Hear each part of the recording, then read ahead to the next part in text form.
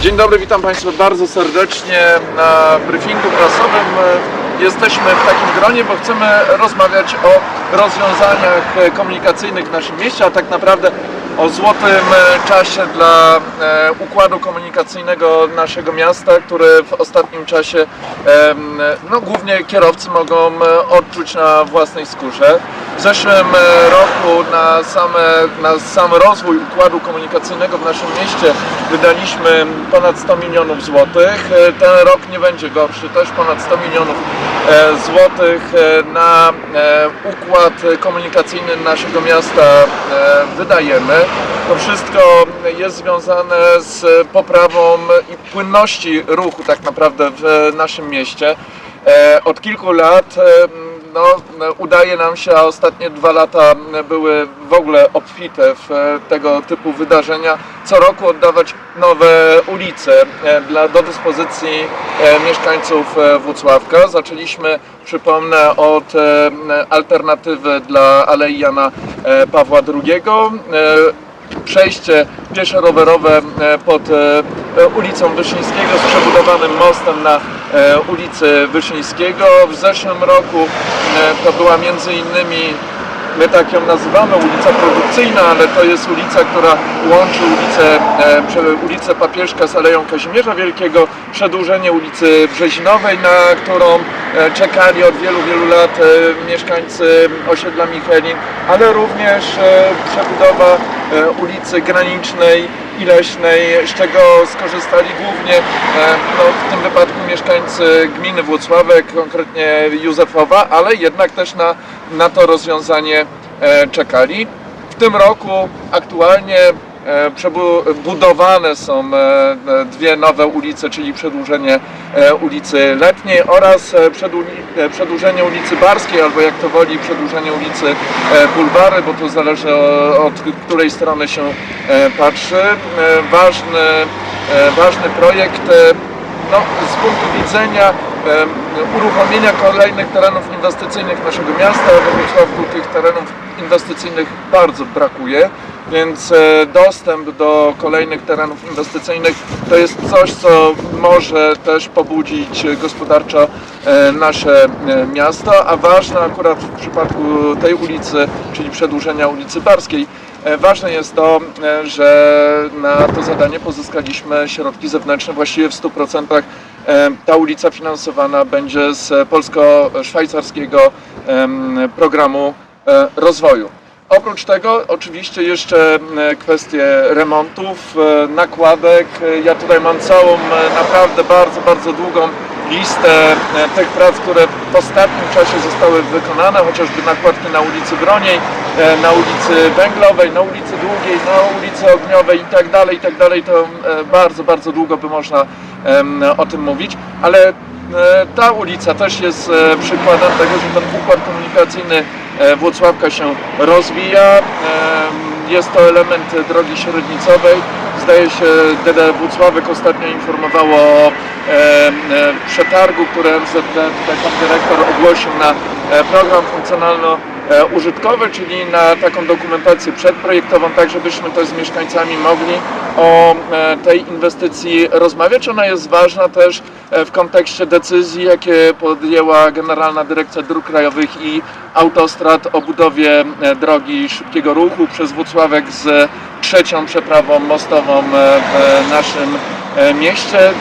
Stąd ta droga średnicowa, która de facto będzie przedłużeniem tej drogi, jest ważna i istotna. Tak jak powiedziałem, 100 milionów złotych w tym roku to również pieniądze przeznaczone na nowe miejsca parkingowe. I tutaj mam już ściągę, bo parking, który jest za mną, to 67 nowych miejsc parkingowych, ale w tym roku, bo mamy ogłoszony już przetarg, pan dyrektor ogłosił ten przetarg na wykonanie 37 miejsc postojowych przy ulicy Kapitulnej.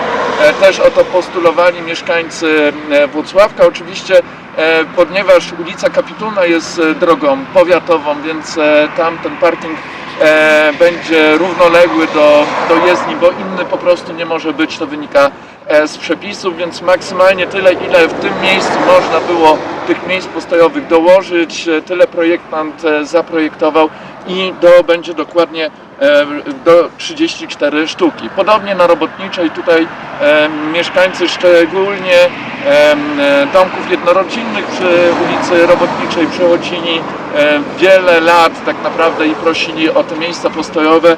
W tym miejscu powstanie 16 miejsc postojowych. Myślę, że wszystkich mieszkańców Włocławka, ale pewnie nie tylko, bo też powiatu włocławskiego, bo i oni korzystają ze szpitala wojewódzkiego, zainteresuje fakt, że aktualnie projektujemy przy szpitalu wojewódzkim miejsca postojowe, których będzie ponad 100. To będą miejsca ogólnodostępne, bezpłatne i na pewno, to nie mam co do tego wątpliwości, bardzo, bardzo potrzebne i bardzo ważne.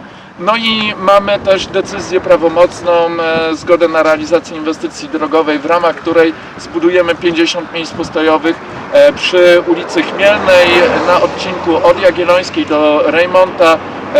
To też ważne i tu akurat prezydent Zdanowski podczas konsultacji społecznych z mieszkańcami ulicy Jagiellońskiej, kiedy rozmawialiśmy o projekcie Zielone Tereny Śródmieścia, usłyszał właśnie taki postulat od mieszkańców, że tych miejsc postojowych w tym miejscu po prostu brakuje.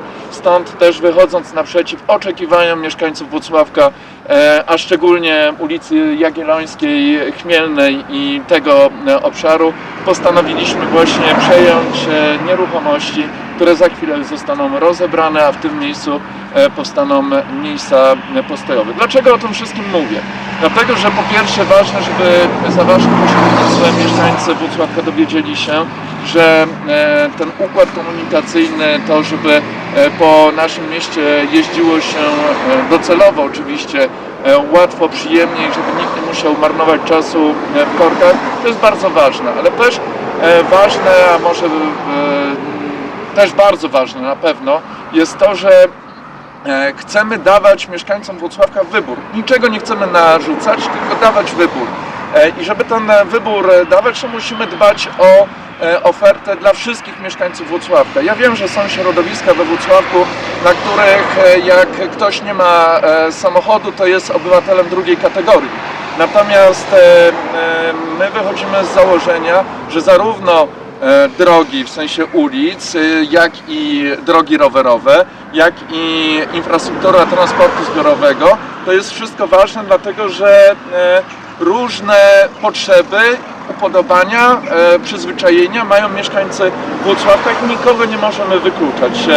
Jeżeli będziemy dbali, a to robimy, o zrównoważony rozwój tych trzech filarów układu komunikacyjnego naszego miasta, to damy mieszkańcom możliwość faktycznego wyboru i dokonania suwerennych, własnych decyzji. I o to chodzi. Jeżeli ktokolwiek opowiada, że cokolwiek będziemy narzucać, to po prostu kłamie. I nic więcej. O czym świadczą nasze działania, czyny, nie słowa. Wszystko zależy od tego, jak szybko uda nam się przeprocedować zgodę na realizację inwestycji drogowej, dlatego że w tym wypadku musimy poszerzyć pas drogowy, bo będą to miejsca parkingowe, to też w porozumieniu z władzami szpitala doszliśmy do takiego wniosku, nie od strony szpitala, tylko od strony lasu. Państwo pamiętają dokładnie, jak nadleśniczy na sesji Rady Miasta w zeszłym roku takie rozwiązanie proponował, żeby miasto z RID-em przejęło te tereny, które z punktu widzenia gospodarki leśnej nie wnoszą za dużo, ale z punktu widzenia obsługi pacjentów, rodzin pacjentów, którzy trafiają do szpitala, jest bardzo ważny, więc zakładamy, że jeszcze w tym roku ogłosimy przetarg na realizację tego. No to mamy drugi etap budowy włocławskiej sieci dróg rowerowych. Pierwszy etap już jest zrealizowany. W dużej części jeszcze wykonawca, który w zeszłym roku skończył te prace, musi niektóre rzeczy poprawić. To wynika akurat z decyzji odbiorowych. Natomiast w tym roku zakładamy drugi etap. Pozyskaliśmy już na ten etap dofinansowanie ze środków Unii Europejskiej, to ponad 12 milionów złotych i te drogi rowerowe pojawią się m.in. na ulicy Wysokiej. Tam też zostanie droga rowerowa poprowadzona pod mostem, który jest nad rzeką Zgłowiączką i przenosi ulicę Wysoką właśnie z jednego brzegu na drugi.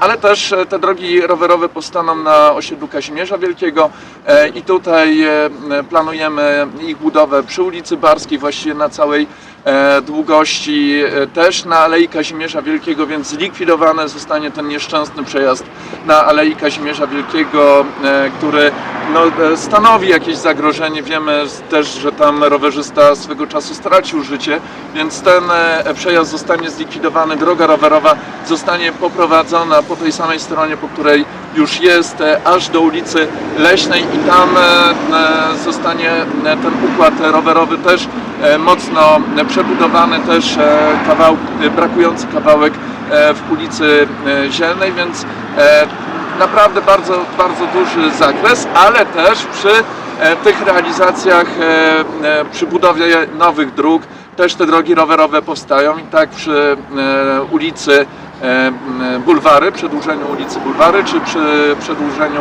ulicy Letniej też drogi rowerowe powstaną. My pracujemy cały czas nad miejską stacją paliw. W poprzedniej kadencji została podjęta, wydawałoby się, oczywista decyzja, ale w konsekwencji nie była ona zbyt trafiona. Dzisiaj musimy, brzydko mówiąc, połknąć tą żabę, dlatego że wówczas zapadła decyzja, że miejska stacja paliw ma powstać tam, gdzie przez lata prowadziła stację paliw Poczta Polska na osiedlu Kazimierza Wielkiego. Ta stacja paliw znajdowała się na naszej nieruchomości, więc to, tak jak powiedziałem, naturalne wydawało się, żebyśmy ją przejęli i uruchomili ponownie. Niestety okazało się, że zbiorniki tej starej stacji paliw są nieszczelne. Doszło do zanieczyszczenia gruntu, więc badania gruntu wykazały te historyczne zanieczyszczenia. To narzuciło na nas obowiązek przygotowania planu i programu remediacji gruntów. To już jesteśmy po tym etapie.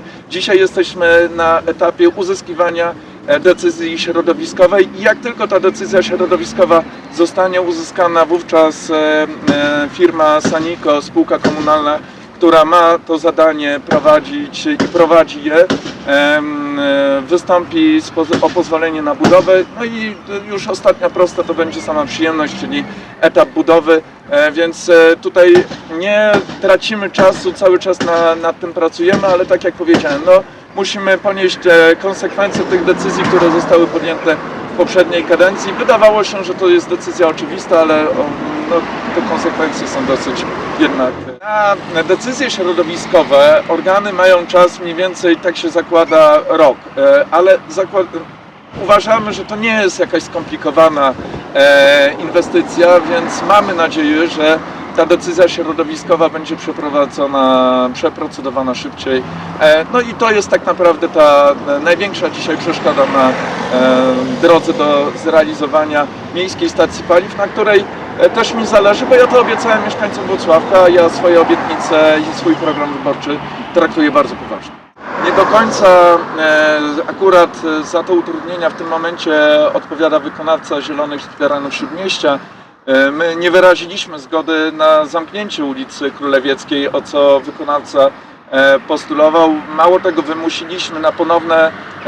wymusiliśmy ponowne otwarcie Świętego Antoniego, więc podpowiadam, że tą ulicą Świętego Antoniego też można od początku tego tygodnia się poruszać, bo obserwuję, że bardzo dużo kierowców jeździ, powiedział tak po staremu, w Królewiecką, a Świętego Antoniego nie jest tak dociążona, jak to zakładaliśmy. Dzisiaj na skrzyżowaniu ulicy Zduńskiej z ulicą Królewiecką swoje prace wykonuje wykonawca Miejskiego Przedsiębiorstwa Wodociągów i Kanalizacji.